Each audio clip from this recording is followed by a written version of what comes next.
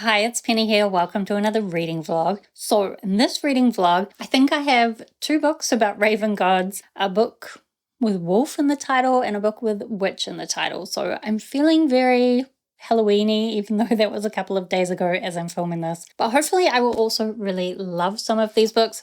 So the first one that I will be reading, or I've actually already started it, is The Raven Tower by Leckie. So this is written in second person from the perspective of the raven god, I think, or at least from the perspective of a god. Because part of the story is kind of telling about like his realization about his existence and just what it means to be a god. But also they're telling the story of this aide to the heir of the Raven seat. They've just arrived kind of at the capital, let's call it, expecting that the old ruler guy, this is simplifying things a lot, but expecting that he is going to die, and then that has not gone to plan, and this heir is kind of throwing a temper tantrum, and the aide is just dilly-dallying around. I feel like there's going to be a lot of politics. There is a war at the border, and the way that these people interact with the gods of the world is all a big part of that. And I think, as I said when I started this book in my last reading vlog, I always love a little bit of second-person perspective. So I am hoping to love this. My biggest problem with it is that, like, I'm 70 pages through so far, but it's a 500-page book. And because it's quite slow paced, I think I would enjoy it more if I read it in like big chunks. But when am I going to find that time? I'm not sure. Jason and I am going to go away for the next couple of days, just one night away. So next in this vlog will actually probably be more nature B-roll rather than reading. But hopefully when we get home, I can find some reading time and make some good progress on this, because I feel like once it gets going, I might really love it. I'm hoping. The other Raven book that I'm reading is the audiobook of The Raven Scholar by Antonia Hodgson, I think. So this is a fantasy book that's been getting some amount of hype lately. When I first picked it up, I couldn't help but think that a lot of the characters were coming across as very young, and a lot of the world building to me, you definitely have to suspend your disbelief in thinking that this could be the way it's actually happening. Basically, this world has like 8 animal gods, and the people of the world are like aligned with the different factions, each aligned with these different animals, and like kind of each having different sets of values. Our main character is a raven scholar, but she's kind of ended up investigating a murder, but also involved in this competition to decide who will be the next emperor. So I was feeling a little bit shaky about this in the beginning. However, I'm now 2/3 of the way through and I'm actually really enjoying it. I've kind of let go of the fact that it's quite young and doesn't entirely make sense, and I'm just enjoying it for what it is. And it definitely has a very engaging plot. There's a lot happening. There's a lot being revealed. And what I'm loving the most is that it was, like this book, an element of the Raven Gods or Raven God. I'm not sure if I should be using the plural there. They're usually saying we when they refer to themselves. And it's written in such a creative way. And I actually am now, once again, initially I thought the audiobook narration was very young, but I'm now really enjoying the performance that the audiobook narrator is putting into things, especially for the ravens. So again, I'm not sure when I'm going to have some time to listen to that some more, but hoping I'll really love the last third of it. And then when I finish that audiobook, I'm going to pick up Den of Wolves, which is the third and final book in the Blackthorn and Grimm trilogy, which I've been really loving. Kind of a fantasy romance-ish, but quite light on the romance. I guess I'll get more into that when I actually get to reading it. And then as well, I have an ebook for The Witch Roads by Kate Elliott. To be honest, I haven't read the synopsis for a little while, so I think it's just something about like a prince and he has to go on the witch roads, but he has to ask someone for help, but he's really arrogant and not really appreciating their help. I feel like once I get into it, that's probably completely wrong. And I also think it's going to take me a while to get through this, given that I don't know that I'm going to have much ebook reading time, and I was kind of thinking this book might take me all month to read, so we'll see how much I actually get through of that. But that's going to be the reading, and probably next will be some beautiful nature.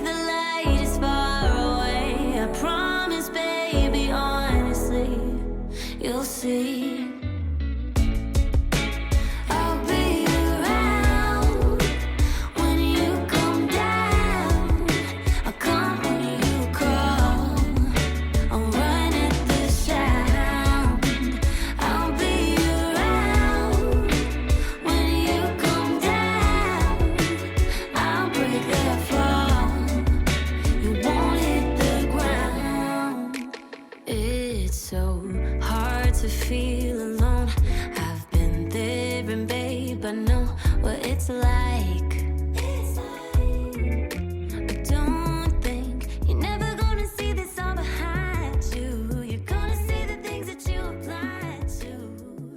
Hello, so we are back from our holiday, just a couple of days, only one night away actually, but it was lovely and sunny, and also we did some shopping, and so now I have my mirror installed and lights above it. I maybe need to get Leckie under control since he's crowing into the lights, but I'm going to try and prettify this. And actually what I like a lot is the way that the bookshelves reflect in the mirror. Like when I sit down over here in my armchair, I can see my bookshelves in the mirror as well as over there directly, and it's pretty and lovely. And now I can maybe tidy the shelves a little bit more and put some more pretty stuff up on top. And we did also buy some lights for over my desk, but that is going to be a problem for another day, installing that and working out how we want that. Anyway, I don't really have much of a reading update because I didn't read while we were just enjoying our little holiday.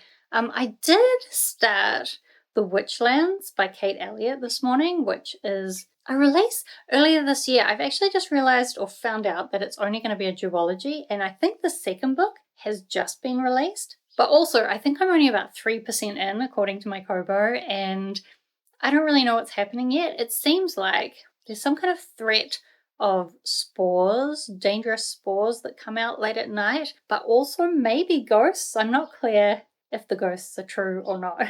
But when you travel on the Imperial Road, for some reason that's also not clear, but maybe something to do with the bones of the witches of the past buried in the road. I really don't understand or have a full conception of the world yet, but something to do with that means when you're traveling on the Imperial Road, you're safe. And we're following this woman who is an Imperial courier, and she has her nephew with her because her sister had died, and now her nephew is kind of at the age where he's deciding what he should do for a job, and she's taken him on a courier trip to consider that as a possibility, but it seems like he really hates it.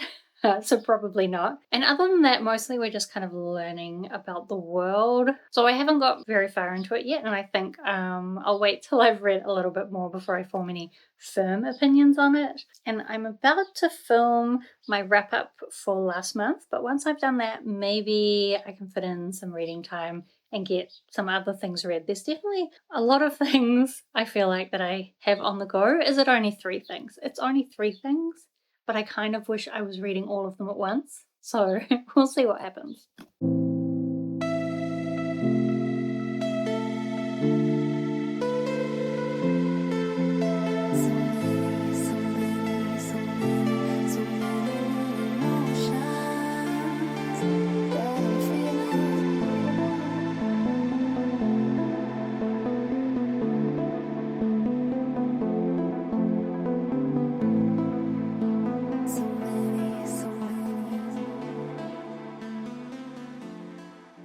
Hello, so I am balancing you on my knees, which I feel like could go really badly, but maybe you can stand there. Anyway, it is now Sunday. I don't know when I last updated you, and I also haven't really read that much.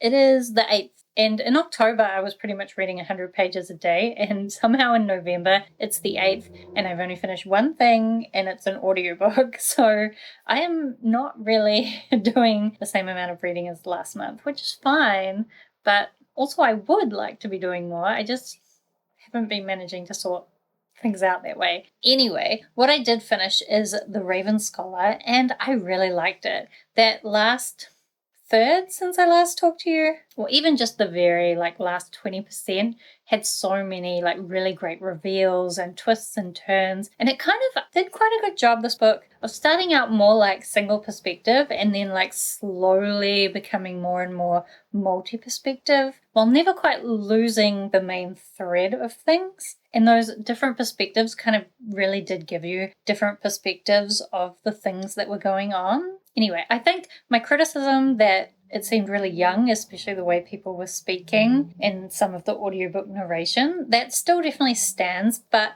overall, it was super fun. I had a great time with it. I'm really looking forward now to the sequel. I think especially there's a particular couple. I guess there's only one. Well, there's a lot going on. But there's one kind of romantic pairing. I'm totally on board for it. I really like what's the word?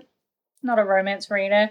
The word is, I'm just going to say I really like the dynamic between the two, but there's a particular word and I can't think of it. Anyway, I had a lot of fun with that. I will next be picking up Den of Wolves by Juliet Marillier. I guess I'll tell you more about that when I've actually listened to some of it. As well, I have been trying to read The Raven Tower. I'm only on page 140 though. This is meant to be my main read of the week, but even though I am enjoying it and I like it, I haven't been feeling motivated to pick it up. Weirdly, I've been more motivated to pick up, my Kobo's over here, out of my reach, unless I drop you off my knees. And you don't need to see it anyway, because editing me will put a picture here. The Witch Roads has been calling me more, even though I'm only 7% of the way into that. And I don't actually know, like, all that's happened so far in the Witch Roads is this woman and her nephew have been camping the night in this place that could be kind of dangerous, but it shouldn't be because of certain features of the place they're staying. But this ghost does come and talk to her, and it becomes quite clear that the people of the current day don't know a lot of the history that this ghost knows. But it's also not clear if he's trying to trick her or if he is being genuine with her and asking her basically to let him ride her to go and check something out. And she's like, no. And that's about as far as I've gotten. But I have found myself kind of reaching for that more than I've been reaching for the Raven Tower. And I honestly don't know though, is it because I'm interested to see what's going to be happening in the Witch Roads and I'm like interested in learning about what's really going on with this world? Or is it because I find myself trying to analyze what it is exactly about Kate Elliott's writing that doesn't quite mesh for me? I feel like most of her sentences are like overly complicated, but I can also never really find a sentence that I feel like is a really good example of it. And I don't think that it's any particular sentence, it's just the fact that every sentence is like on the slightly more complicated end, and so you kind of get fatigue reading those kind of sentences over and over. I think that's what it is, but I've been kind of enjoying reading it because I'm enjoying trying to figure out what it is that's making me like what's stopping it from being a fully enjoyable experience. I think that's weird, but that's what I've been doing with that. With this, the thing is that nothing really has happened since I last talked to you, even though I think I've read another 70 pages. And I like some of the ideas in it, the way that the gods in this world work. And there was a little bit kind of in there about language that I really liked. And I am enjoying the second person and kind of, I've got some ideas about what the future of this story might be, like what's going to happen. But also, it's so slow, nothing's happening. So, like, I'm enjoying it, but I'm not like, oh, what's going to happen next? I have to pick it up. I'm like, when I pick it up, I'm enjoying it, but then I don't feel compelled to pick it up. But I am going to try to keep reading this and make some more progress on it. When? Who knows? Hello. So, it has been a while since I did a vlog update at the library or in the park around the library, and my camera is refusing to connect to my microphone and it's super windy, so maybe this will be a disaster, but regardless, I went to the library and I got a copy of Den of Wolves. Obviously this is my audiobook at the moment, but I kind of just like, if I can, to get the physical copy as well when I'm listening to an audiobook. I hate filming in public and there's lots of people driving around. Anyway, so I have been listening to this on my run when I was coming over to the library. Now there's people walking past. I need to just get over it. Anyway, I'm about a third of the way into this, and that's really strange to me because the story feels like it's so much further through than that. There's a lot going on, maybe not in some ways, but in other ways, yes. And I'm really enjoying all the pieces of this kind of mystery that's being put together. I have a lot of ideas about what might actually be going on, but also we just got this chapter, a few chapters back actually, but it was so emotional. Basically, Grimm comes home, Blackthorn's not there, he starts imagining the worst, he's thinking about all the things that could go wrong and also about how much it's important to him to protect her and how much he cares for her. And also they wrote each other like these little poem type things, but in a way where they're not really sharing it with each other, but they are, and I love it so much. I just think, actually, the way that Juliet Marillier writes Grimm's character, shush bus, the way that Juliet Marillier writes Grimm's character is amazing. Like, it's so different. Like, every character has a really distinct voice, and I love the way that she does that in these books. And also just the way that the characters are so accepting of each other's, like, internal struggles, and, like, they're so understanding when different people have different struggles that they're going through. I really love these audiobooks. I think they're really great. So I'll continue that as I walk home. And then I've just realized the reason why there's a million cars walking past is because there is some event going on over there. And also I can hear some kind of talking from that event. That's why it's so crazy in town today. Anyway, other than my audiobook, I've barely been doing any reading. I haven't read any more of The Raven Tower. I did read a few more chapters of The Witch Roads, and it's a little bit weird because they basically got to the lookout where they could see their hometown, and they could see that there's, a bunch of people were arriving, but amongst them is this prince, and they're like, oh, quickly, we've got to get down there, because as well, as they were going to the lookout, they did come across some of these spores, and so she's like, I better tell the head of the village so that he knows before this prince gets there. So she's like, I gotta hurry. And then as she's like going down to the town, we get very detailed descriptions about everything in the town and a lot of details about how the town works. And even though I don't necessarily mind getting that information, it really doesn't mesh well with this idea that, like, oh, we gotta hurry. Now we're gonna spend a bunch of time on things that probably, I'm not convinced it's actually that important to the story. But I feel like Kate Elliott's someone who puts a lot of care and detail into her world building and the way that her worlds work. And so then she wants to put all of that in the story, even though sometimes I think it takes away from it. Also, I was thinking more about what it is about her writing that frustrates me.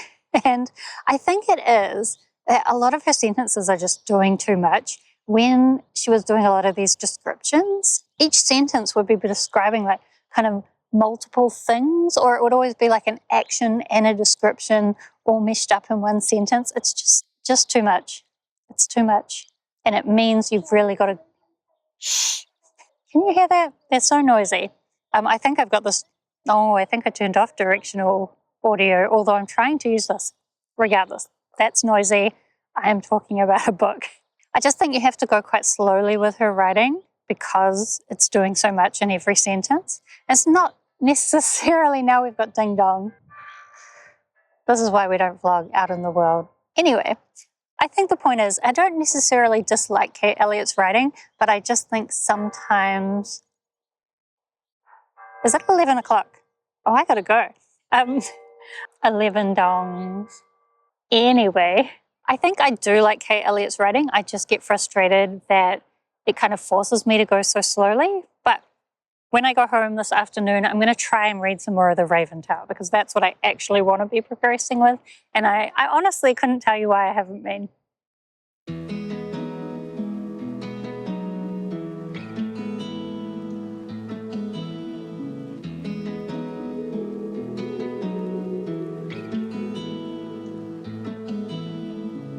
Pick it up from the top, hit restart. So far it's been so hard to live, but lately something in me changed.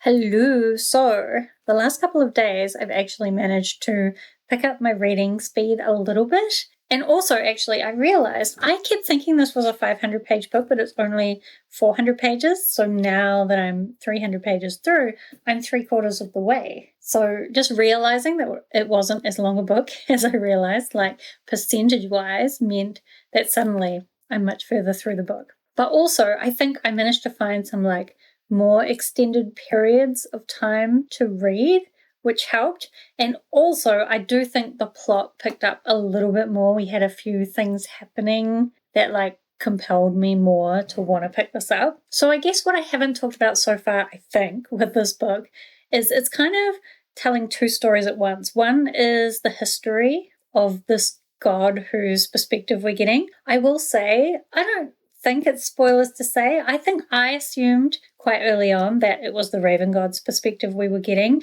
but it's more this giant stone god. I've forgotten his name.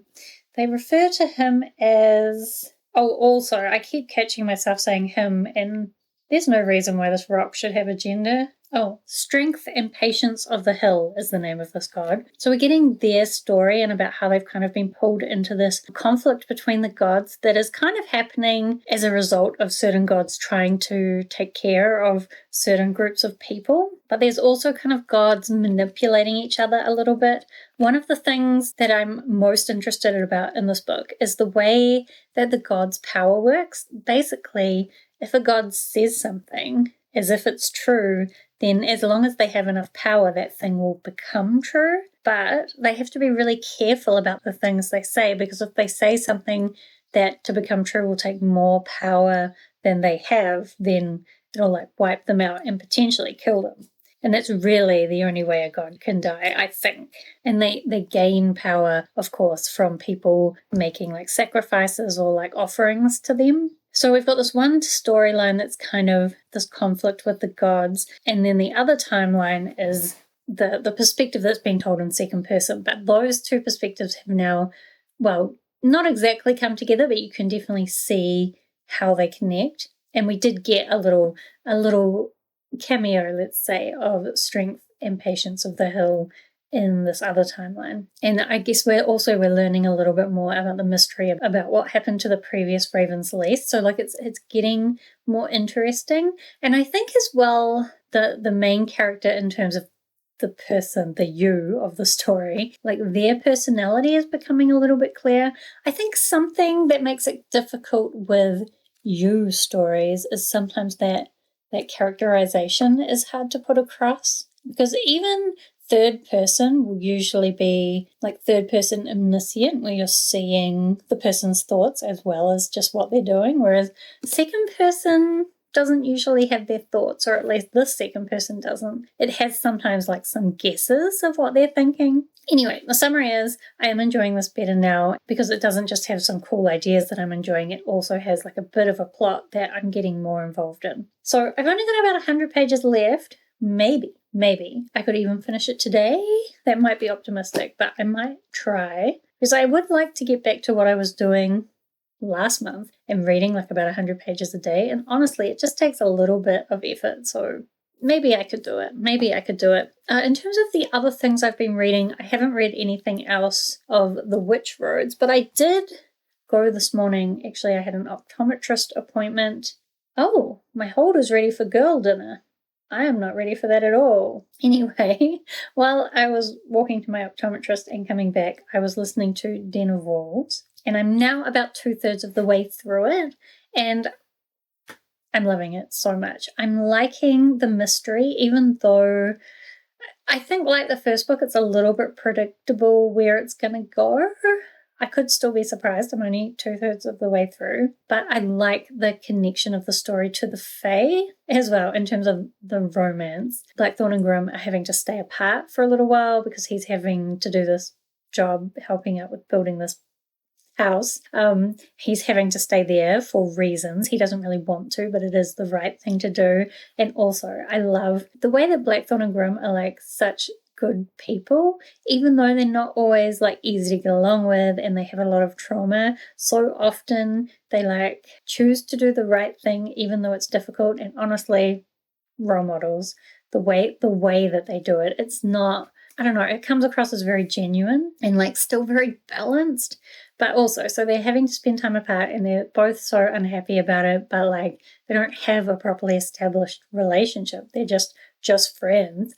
And so it's difficult for them to express how they're feeling about it, but the way that they're thinking about it, I love it so much. So that I will definitely also have to try and find some more time to finish it off. How much time do I need? 3 hours. I'm sure I can find 3 hours somewhere.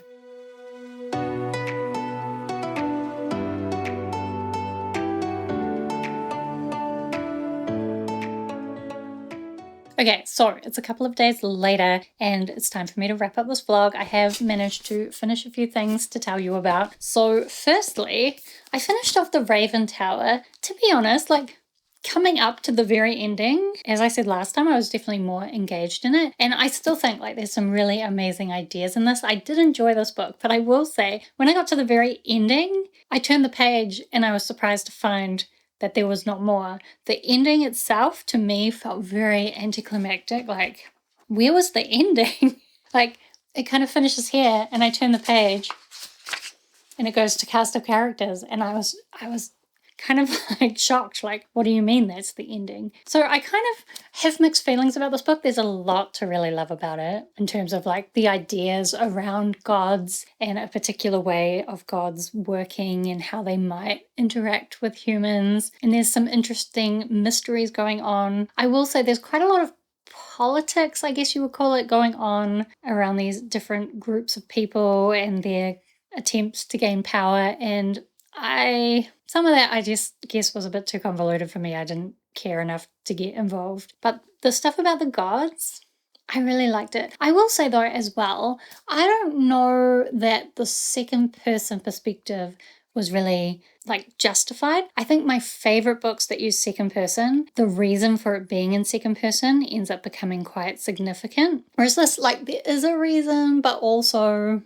it didn't have an impact at the end, like, oh, I get why this is in second person. It was just like, oh yeah, okay, the god's telling the story. So this was actually a 5-star prediction for me. I think, I haven't rated it yet. It's going to be 4 or 4.5. 4.5 I normally round up to 5, but I don't think it's quite a 5-star, but I definitely loved a lot about it. I think a lot of people would get something out of this book, especially if you like books about gods that really get into like the ideas of what gods might actually be like and like the constraints they might have.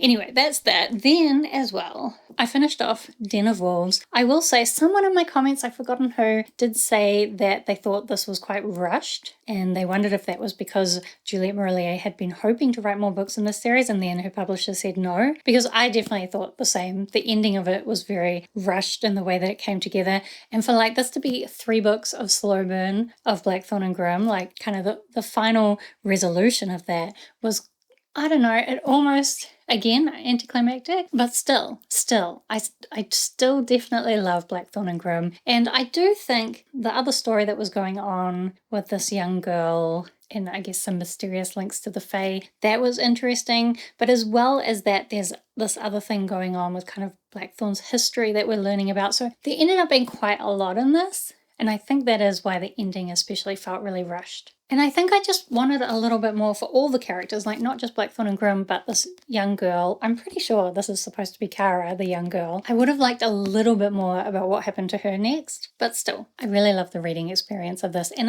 especially the audiobook narrators, I think they made such a good decision to make this like full cast, or like not full cast and like they're acting out. I hate that graphic audio shit. I hate it. But each chapter kind of read by a different voice that matches the perspective it's from. That I think suited this audiobook really well. And all the audiobook narrators that they used for this, I think, did a really good job. So I enjoyed this. I haven't rated this yet either. I'm actually really behind lately on sorting out my Goodreads and my Storygraph and my spreadsheet and all my reviews. This will be high, and I'm not sure quite how high yet. Maybe another, and then my battery died. Will this one last? Not sure. Actually, I left the same one in, but I plugged in the power, so we'll see. Anyway, both of these probably 4-star books. And then actually I read one other thing which I hadn't talked about yet, and that is another short story from the Januaries short story anthology by Olivie Blake. So this anthology, there's 12 stories and it's kind of divided by seasons. So I actually already read this, but I decided to go back and reread it, one short story every month, because I felt like reading it all at once wasn't the optimal reading experience, and I am enjoying reading it just one short story at a time. So I did finish off this morning the latest one called Sucker for Pain. So this is my last short story for spring, which is what's happening here in New Zealand at the moment. Although actually right outside now looks like summer, but will allow it. So, Suffer for Pain. It's kind of a witchy vampire story. I almost want to call it a love triangle, but it's not really that either. We're following this young girl and she sees this guy. She thinks he's beautiful, amazing. And so then his mother sees that she's seen him and fallen in love with him and basically takes them on. She has nowhere to go. She's an orphan on the street. So the mother takes her and takes her in. However, they're witches. And so the situation is really weird. They're like treating her more like a pet or like something they own rather than anything else. But then eventually that changes. I think of the short stories I've read so far or reread so far in this, that was probably my least favorite, probably because it's the most romantic-y, but I'm not saying romantically, I'm saying romantic-y. Is that a word? I'm not sure. It wasn't really romantic though, but I definitely feel like the core theme was something about love. I really would like Olivie Blake to tell me about what the core theme is because I love hearing her talk about her books and the like ideas behind her books. And I feel like there's an idea in there that I haven't quite got my head around. But it was well written. I liked it. I'm just not quite sure what it was trying to say. And I feel like with Olivie Blake's books, like what it's trying to say is what's the most important bit. Anyway, another short story down for that. Then I haven't read any more of The Witch Roads since I last talked to you, I don't think. So really, these are the things I've made progress on in this reading vlog. I did also finish The Raven Scholar in this reading vlog. Is that all? I think so. So do let me know if you've read any of these. I would love to chat with you about them down in the comments. And do subscribe if you'd like to see more of my bookish videos. Otherwise, thank you so much for watching. I hope that you are doing well, and I will see you next time.